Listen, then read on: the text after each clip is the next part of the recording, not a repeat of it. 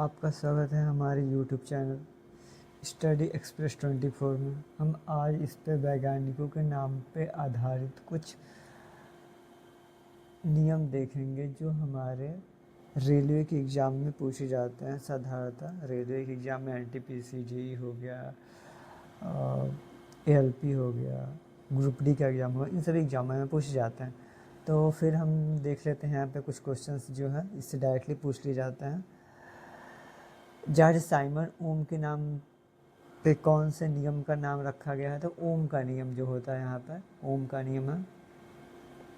ओम का नियम किसके नाम पर रखा गया? तो जॉर्ज साइमन ओम के नाम पर रखा गया, जो प्रतिरोध के बारे में, रेजिस्टेंट के बारे में इन्होंने बताया हुआ है। जहाँ होता है V बराबर IR, यहाँ बाद में रूल कभी देख लेंगे क्या होता है।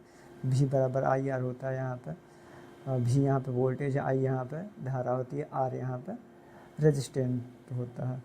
ठीक है, तो हम नेक्स्ट देखते हैं। यहाँ पे कूलम का नियम दिया हुआ है, तो कूलम का नियम किसके नाम पर रखा गया है? कूलम का नियम यहाँ पे यहाँ पर आप देख सकते हैं कूलम का यहाँ पे नियम है जॉर्ज आर्मस्ट्रांग डी कूलम के नाम पे रखा गया है। ये इलेक्ट्रिकल से संबंधित है। स्टीफन का नियम आपने 12th में पढ़ा हुआ, 11th-12th में आपको इंटरमीडिएट मिलता है, तो जोसेफ स्टीफन के नाम पे रखा गया। पास्कल का नियम ये आपको जानते होंगे। पास्कल का नियम क्या होता है? सभी दिशाओं में दाब समान रूप से लगता है, ऐसा आपको याद होगा, तो ब्लाज पास्कल के नाम पर रखा गया। हुक का नियम रॉबर्ट हुक के नाम पर रखा गया। यह आपके प्रत्यास्थता चैप्टर में आपने पढ़ा होगा, याद रहा होगा आपका। बर्नौली का नियम हमारा उसी में मिल जाता है। हमारा बर्नौली का नियम डैनियल बर्नौली के नाम पर रखा गया था, जिसका नियम क्या होता है? नियम ये होता है कि जहाँ पर अगर हम मतलब एप्लीकेशन पे हम बात कर रहे थे, एप्लीकेशन बात करेंगे तो दाब ऊर्जा, गुरुत्व ऊर्जा और गतिज ऊर्जा क्या रहता है?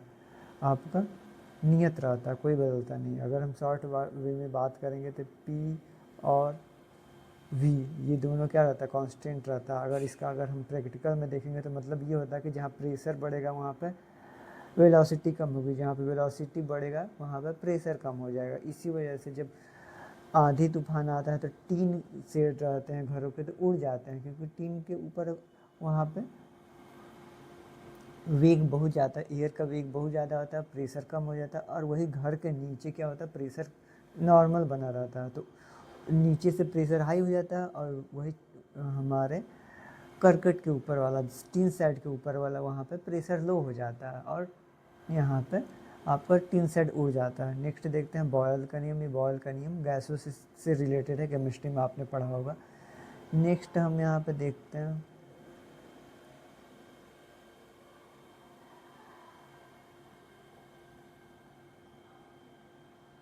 नेक्स्ट हमारा है चार्ल्स का नियम। ये भी हमारे गैसों से नियम है। केपलर का नियम हमारा जो केपलर का नियम ये आपको याद होगा, आपने गुरुत्वाकर्षण चैप्टर में पढ़ा होगा, आपने 12th में गुरुत्वाकर्षण चैप्टर में पढ़ा होगा। ठीक है ना, ये हमारे ग्रहों से संबंधित इन्होंने नियम बताया था। टिंडल प्रभाव आता है हमारा, टिंडल प्रभाव आपने केमिस्ट्री में पढ़ा होगा। ग्राहम का नियम, थॉमस ग्राहम का नियम है ये। एवोगाद्रो ये हमारा केमिस्ट्री में मिला था, गैसों से नियम से संबंधित है। इसमें क्या होता है? V बराबर V/N, यानी V यानी आयतन, N क्या है यहाँ पर? नंबर ऑफ मॉलिक्यूल्स है।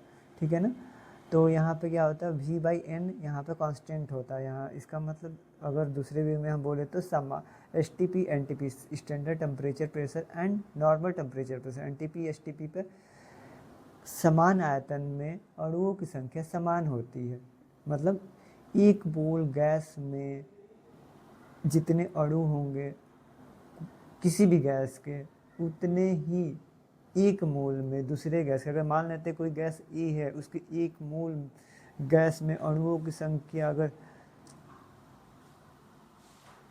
4 है, तो सेम दूसरे गैस के एक मोल में अणुओं की संख्या भी समान होगी। नेक्स्ट यहाँ पे देख सकते हैं आर्किमिडीज का सिद्धांत है। यहाँ पे प्लवन से संबंधित होता है, कब कोई ऑब्जेक्ट डूब के तैरेगा, कब आधा डूबा हुआ तैरेगा या फिर पूर्णतः डूब जाएगा, इस पे हमारा है आर्किमिडीज का सिद्धांत। तो ठीक है गाइज,